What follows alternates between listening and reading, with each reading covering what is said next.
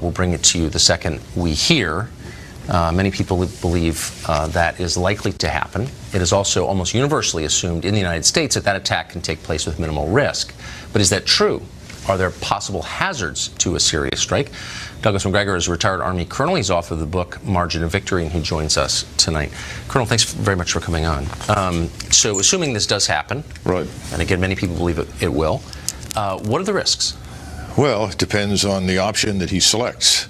I mean, obviously, I'm one of those people that voted for Trump, the nationalist, yes, who believed that America first meant avoiding conflict and building prosperity at home. The best option is nothing at all. He seems to be in the grip of the globalists, you know, the global nannies that want to run around in Madeleine Albright's world and punish evildoers for reasons that don't make any sense to me, since we have no real interest in Syria, and the war there is effectively over. But I think he's looking at three possibilities right now. One is nothing, which is probably not going to happen. Two is another cosmetic strike, like the one last year. Yes. You'll recall that last year we fired 60-some cruise missiles. They landed in the dirt, exploded nicely. Everyone congratulated themselves, and we walked away, and nothing happened.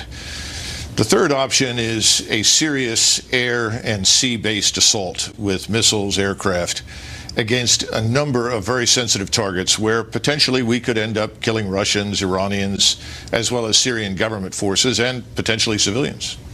It sounds like, from facts that have been reported, the likelihood of killing foreign nationals, Russians specifically, in Syria in a widespread strike is very high. So what would be the consequences if that were to happen? Well, assuming he doesn't call the Russians and tell them what he's going to hit, which is what he did the last time. Right. I think that we'll probably lose potentially some aircraft. We could lose some ships at sea, because the Russians have made it very clear that if they are attacked, they will respond. And they have the capability to do that. And they can respond from Russia. Russia is less than 500 miles away from Syria. We forget that sort of thing. So they have missiles and capabilities, precision-guided strike weapons that can reach our ships at sea. They also have submarines operating in the area, as we do. So the potential for a real collision on the conventional level is very high. So I think most Americans watching this, whether they supported the idea of the strike, if indeed it happens, want there to be an upside for the United States.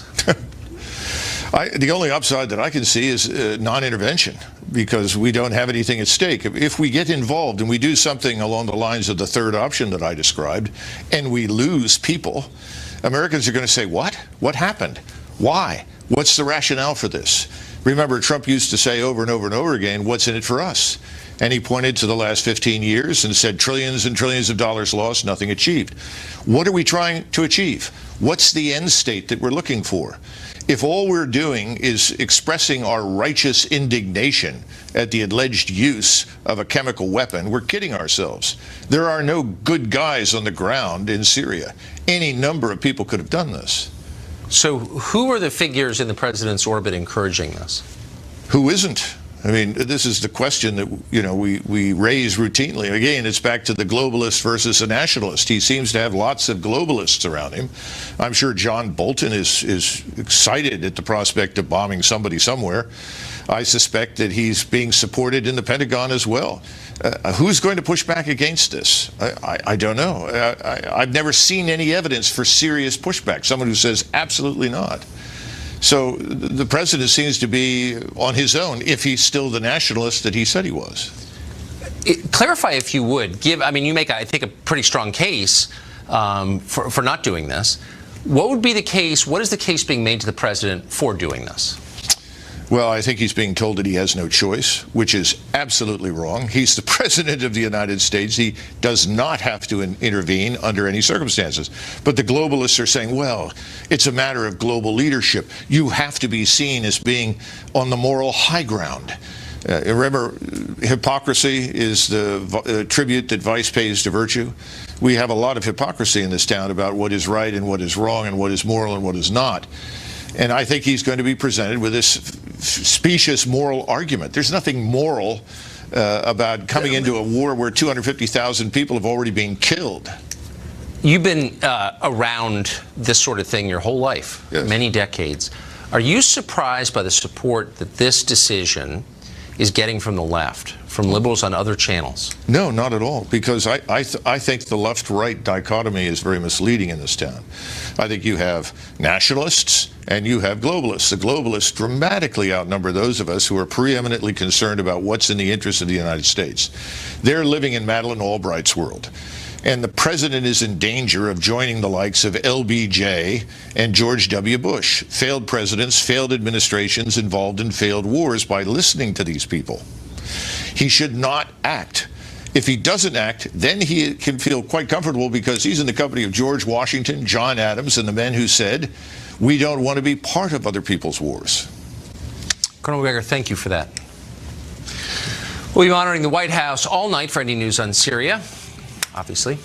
Hillary Clinton, meanwhile, says America is racist, and the solution is to follow Maxine Waters. That story next. Racist and white supremacist views are lifted up in the media and in the White House.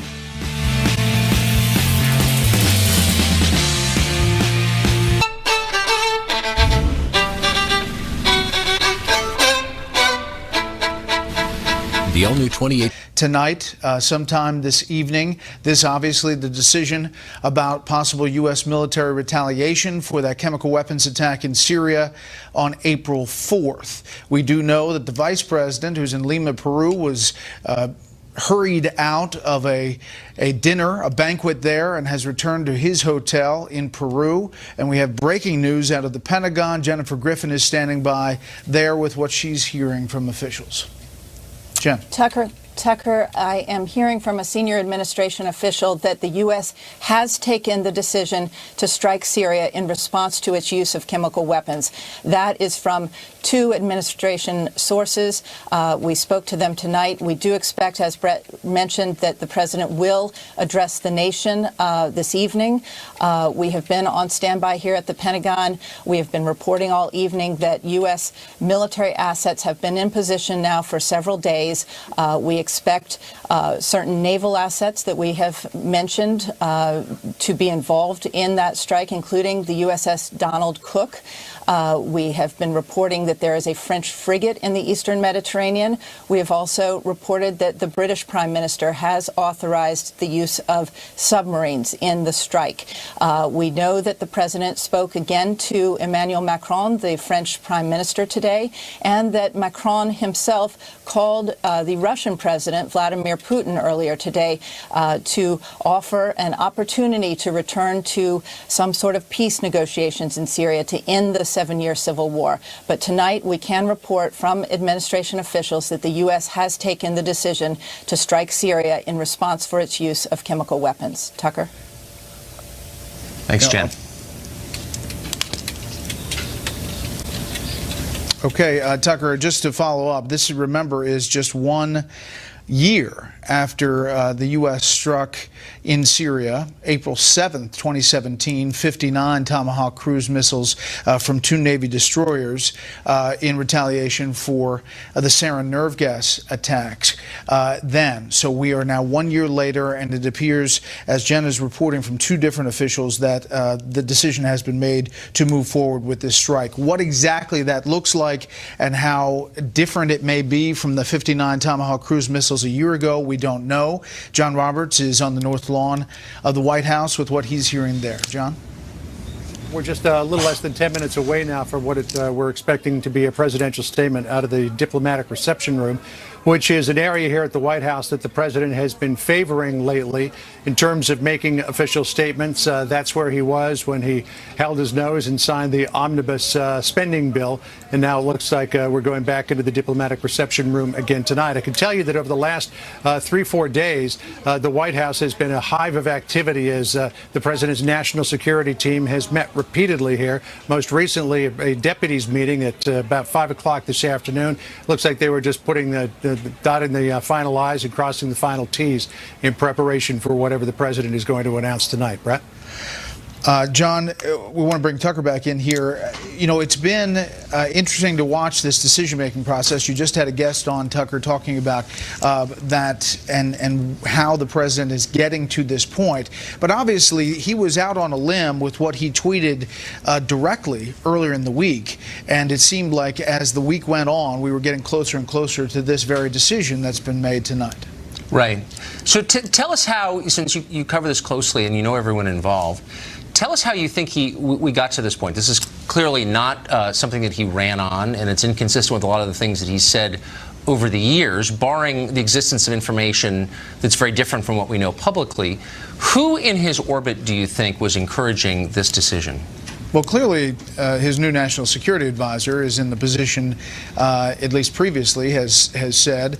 John Bolton has criticized President Obama for his lack of following up on the red line, as has President Trump, and was largely seen as a successful deployment of those Tomahawk cruise missiles a year ago, felt good about it and talked about it.